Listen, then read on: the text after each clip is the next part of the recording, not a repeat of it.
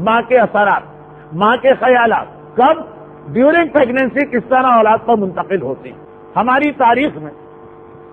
تاریخ سے مطلب اگرچہ پیغمبر سے لے کے آج تک کی تاریخ، لیکن نارملی جب میں یہ لفظ کہتا ہوں اس سے مطلب ہوتا ہے ہمارے علماء اور مراجع کا زمانہ.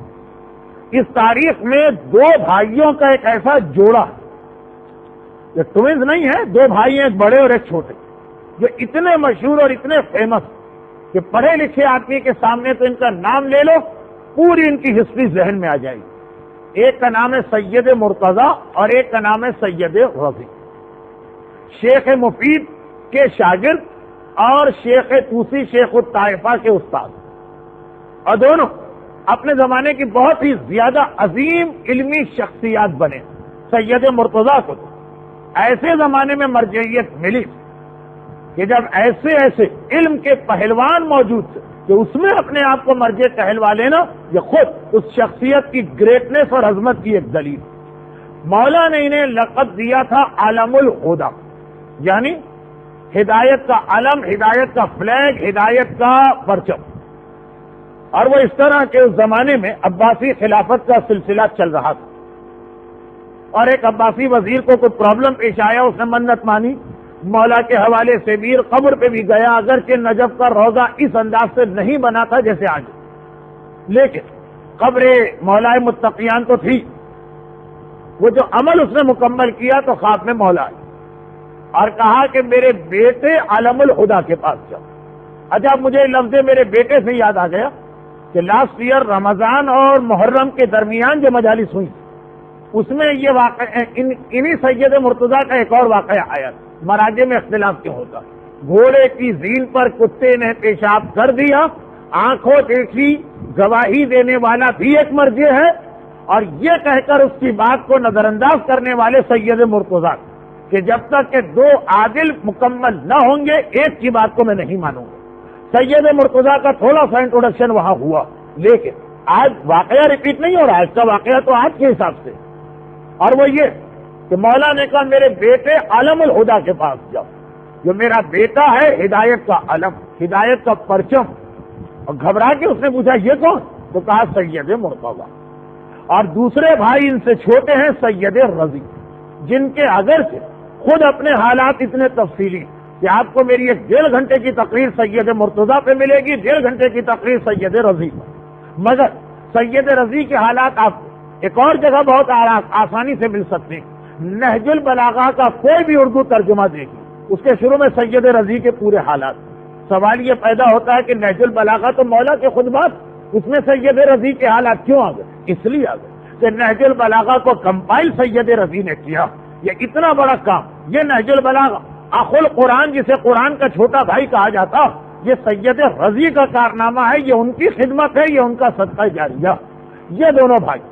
اور بہت سارے ان کے بہت عجیب عجیب واقعات. وہ واقعہ بھی انہی کا کہ شہزادی نے ان دونوں کی تعلیم کے بارے میں آ کر شیخ مفید کو حکم دیا کہ میرے 2 بیٹے کل تمہارے پاس آئیں گے، ان کو پڑھا دے. اب یہ 2 بھائیوں کا واقعہ یہ کہ ان کے استاد بھی حیران ہیں، جو خود تاریخ شیعت کی اہم ترین شخصیتوں میں سے ایک ہے شیخ مفید، اور یہ خود بھی حیران کیوں کہ جب ان کی حوزہ علمیہ کی تعلیم شروع ہو تو اتنی تیزی کے ساتھ انہوں نے تو تعلیم حاصل کرنا شروع کر دی، یعنی ان کی پروگرس اتنی تیز تھی. ہوتا ہے کہ کلاس میں کچھ بچے ذرا ڈل ہوتے ہیں، کچھ میڈیم ہوتے ہیں، کچھ بہت فاسٹ ہوتے ہیں، لیکن یہ تو اتنا تیز کہ ان کے استاد جن کی ساری زندگی اسی میں گزری وہ بھی حیران ہو گئے. اور ایک مرتبہ ان سے کہا کہ کیا یہ ساری چیزیں تم نے پہلے پڑھی ہیں یا ریپیٹ کرنے آئے ہو؟ کبھی آدمی کلاس ریپیٹ کرتا ہے، اس میں بڑی آسانی ہوتی. کہا کہ نہیں، پہلی دفعہ سنا. تو کہا پھر کیا وجہ کہ جب بھی میں کوئی نیا لیسن شروع کرتا ہوں، ابھی میں نے آدھی بات کہی اور تمہارے چہروں سے بھی لگ جاتا ہے، اور بعد میں جب تم سے سوال ہوتے ہیں ان سے بھی لگتا کہ جیسے تمہاری سمجھ میں ساری بات پہلے ہی آ گئی. اور وہ خود کہہ رہے ہیں کہ ہاں ہم خود حیران، ہماری بھی سمجھ میں نہیں آ رہا کہ ادھر آپ نے کوئی بات شروع کی اور ہمیں ایسا لگا کہ ساری باتیں ہم پہلے سے سنے ہوئے، ہلکا ہلکا سے خاکہ ہوتا ہے لیکن پہلے سے سنے ہوئے، اور ایج بھی اتنی کم کہ سوال ہی پیدا نہیں ہوتا کہ یہ ریپیٹ کر رہے ہیں. آخر دونوں بھائیوں نے آ کے اس دن اپنی ماں سے کہا کہ مادر گراں، آج ہمارے استاد یعنی شیخ مفید اپنے زمانے کے امام خمینی تھے، شیخ مفید اپنے زمانے کے آیت اللہ خوئی تھے، شیخ مفید اپنے زمانے کے آیت اللہ بروجردی تھے، اگرچہ اس قسم کا کمپیریزن اس لیے مشکل کہ شاید شیخ مفید ان سے بھی زیادہ افضل، یہ واحد مرجع ہیں شیعت کی تاریخ کے کہ جن کی وفات پر زمانے کے امام نے ان کا مرثیہ کہا جو ان کی قبر پہ لکھا ہوا ہے۔ خلاصہ یہ کہ گھر آ کے کہا کہ ایک مسئلے میں ہم پہلے سے پریشان ہیں اور آج تو ہمارے استاد محترم نے بھی اس کو کنفرم کر دیا کہ جب بھی ہم کوئی نیا سبق لیتے ہیں حوزہ علمیہ کا، یہ عربی کلاس، یہ جو جمعے کو ہماری کلاس شروع ہو رہی ہے، یہ تربیت اولاد کی تقریریں نہیں ہے کہ ایک جملہ آپ سنتے ہیں تو اندازہ بھی لگا لیتے ہوں گے کہ آگے کیا ہونے والا۔ یہ حوزے کی تعلیم ہے، اجتہاد کی تعلیم، جسے بعض اوقات 10 صفحہ آدمی سنتا ہے تب بھی نہیں سمجھ پاتا۔ بہت کم مجتہدین ایسے ہوں گے جو ایک مرتبہ اجتہاد کی تعلیم کے بعد مجتہد بن گئے، اسے 2 3 4 دفعہ ریپیٹ کرنا پڑتا۔ خیر،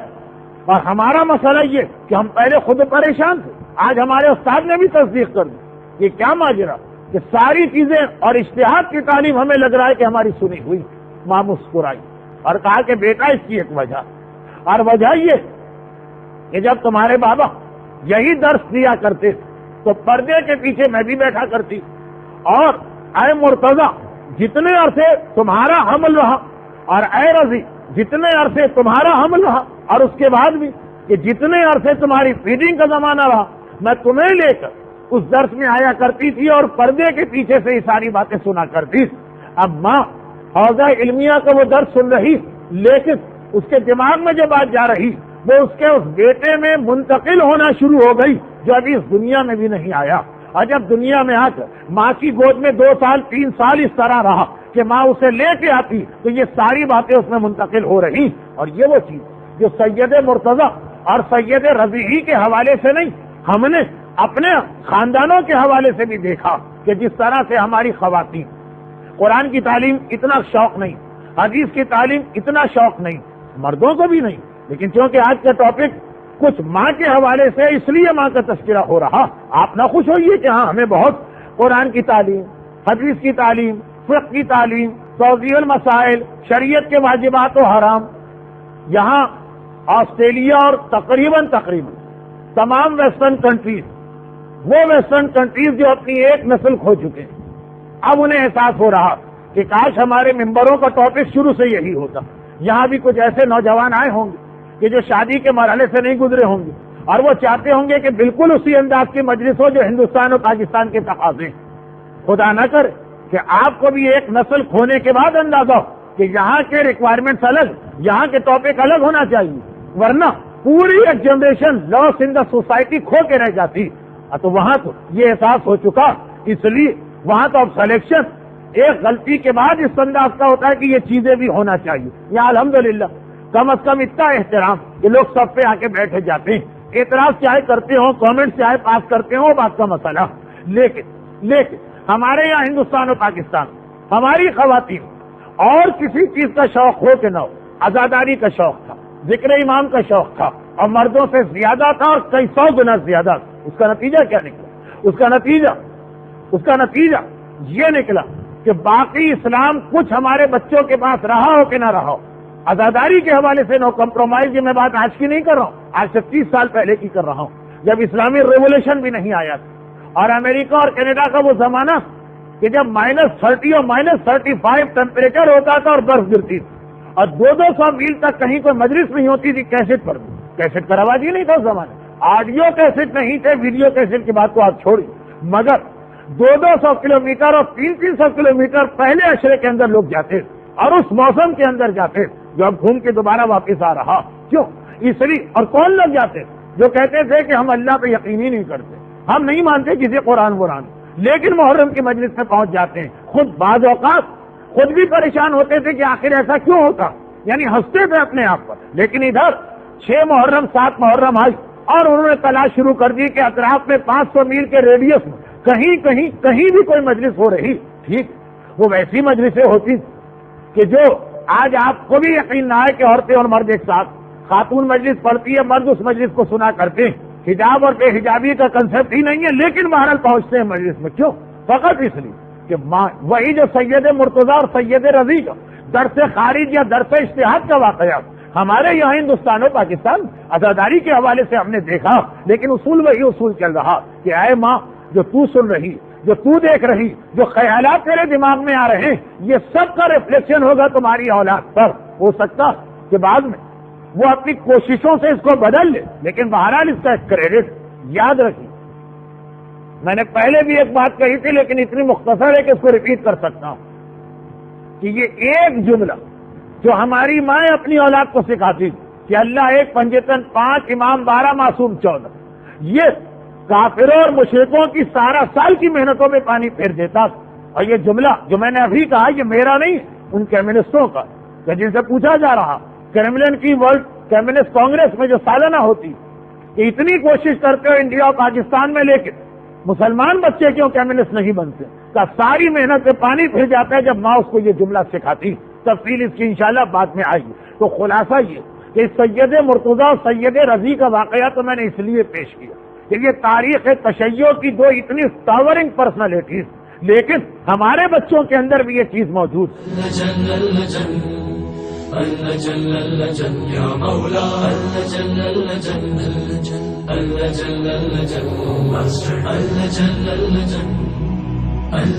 يا صاحب السماء